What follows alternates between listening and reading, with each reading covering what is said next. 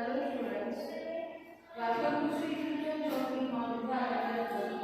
आज हम MA first semester home science का हर पेपर जो आपका सोशल रिसर्च रिलेटेड है उसमें हम सोशल रिसर्च कितने टाइप्स की होती हैं वो देखेंगे। तो रिसर्च का पहले मीनिंग जो है बता चुके हैं।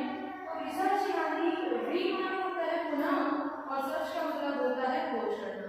तो जब कोई समस्याएं होती है और उन्हें हम बार बार खोज करते हैं तो वो हमारी कहलाती है रिसर्च। तो अब रिसर्च तो हमें बार बार हो गई क्योंकि समस्या है, वो समस्या कई बार जो है उत्पन्न हो सकती है। तो जब एक बार की समस्या आती है तो हम सर्च करते हैं और जब वो समस्या कई बार होती है और उस पर बार बार रिसर्च होती है तो हम उसे रिसर्च करते हैं। सोशल यानी सामाजिक, तो समाज पर जो रिसर्च हो रही है उससे जो भी समस्या उत्पन्न हो रही है उनकी रिसर्च करना ही जो है रिसर्च कहलाता है।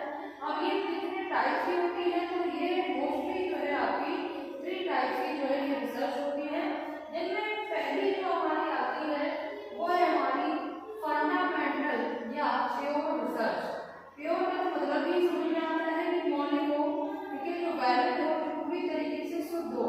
तो जो समस्या उत्पन्न हुई और उस पर खोज की गई लेकिन कैसे बिल्कुल शुद्ध तरीके से, मतलब उसमें सत्यता की अगर बात की जाए तो उसमें सत्यता के प्रमाण 100% होते हैं। साथ ही उससे जो सिद्धांत बनते हैं जो कि समस्याओं पर काम करने वाले होते हैं, तो फिर ये हमारे प्योर रिसर्च के जो है नाम से जानी जाती है। अब प्योर रिसर्च में चीज और आ जाती है कि क्या ये सिर्फ नई समस्याओं की खोज करता है, तो ऐसा नहीं है कि नई समस्याओं पर तो जो है खोज करता ही है, साथ ही साथ जो हमारी पहले जो है रिसर्च हो चुकी है उन रिसर्च को भी जो है ये दोबारा से